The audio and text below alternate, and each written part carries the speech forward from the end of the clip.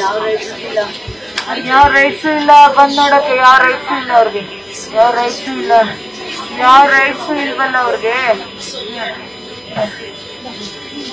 ಯಾವ. ಇನ್ನು ಕೆ ಶಿವರಾಮ್ ರವರ ಪಾರ್ಥಿವ ಶರೀರದ ಅಂತಿಮ ದರ್ಶನಕ್ಕೆ ಬಂದಿದ್ದ ಸಚಿವ ಪ್ರಿಯಾಂಕ್ ಖರ್ಗೆ ವಿರುದ್ಧ ಶಿವರಾಮ್ ರವರ ಪತ್ನಿ ರೊಚ್ಚಿಗೆತ್ತಿರೋದು ಯಾಕೆ? ಆ ಸಂಪೂರ್ಣ ವಿಡಿಯೋವನ್ನು ನೋಡುವ ಮುನ್ನ ಕೆ ಶಿವರಾಮ್ ರವರ ಆತ್ಮಕ್ಕೆ ಶಾಂತಿ ಸಿಗಲಿ ಎಂದು ನೀವು ಕೂಡ ಕೋರೋ ಹಾಗಿದ್ರೆ ಈ ವಿಡಿಯೋವನ್ನ ತಪ್ಪದೆ ಲೈಕ್ ಮಾಡಿ ಸ್ನೇಹಿತರೆ, ಮತ್ತು ಓಂ ಶಾಂತಿ ಅಂತ ಈ ಕೂಡಲೇ ಕಮೆಂಟ್ ಮಾಡಿ ತಿಳಿಸಿ. ಇನ್ನು ಕೆ ಶಿವರಾಮ್ ರವರು ನಿನ್ನೆ ಹೃದಯಾಘಾತದಿಂದ ತೀರಿಕೊಂಡರು.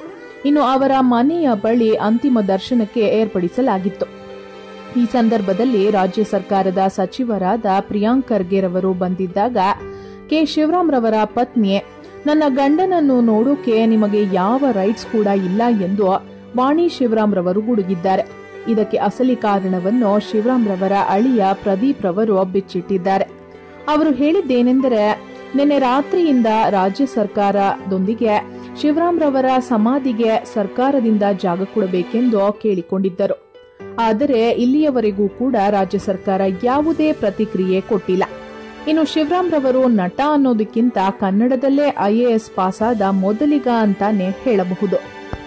ಇನ್ನು ಶಿವರಾಮ್ ರವರು ಕೂಡ ದಲಿತರು, ಪ್ರಿಯಾಂಕ್ ಖರ್ಗೆ ರವರು ಕೂಡ ದಲಿತರು. ಆದರೂ ಕೂಡ ಸರ್ಕಾರವು ಇವರಿಗೆ ಗೌರವ ಕೊಡುತ್ತಿಲ್ಲವೆಂದು ಶಿವರಾಮ್ ರವರ ಅಭಿಮಾನಿಗಳು ಮತ್ತು ದಲಿತ ಸಂಘಟನೆಗಳು ಆಕ್ರೋಶವನ್ನ ವ್ಯಕ್ತಪಡಿಸಿದ್ದಾರೆ. ಸರ್ಕಾರ ಏನಾದರೂ ಶಿವರಾಮ್ ರವರ ಸಮಾಧಿಗೆ ಜಾಗ ಕೊಡದೆ ಹೋದರೆ ವಿಧಾನಸೌಧದ ಮುಂದೆಯೇ ಅಂತ್ಯ ಸಂಸ್ಕಾರವನ್ನ ಮಾಡುತ್ತೇವೆ ಎಂದು ದಲಿತ ಸಂಘಟನೆಯವರು ಎಚ್ಚರಿಕೆಯನ್ನ ನೀಡಿದ್ದಾರೆ.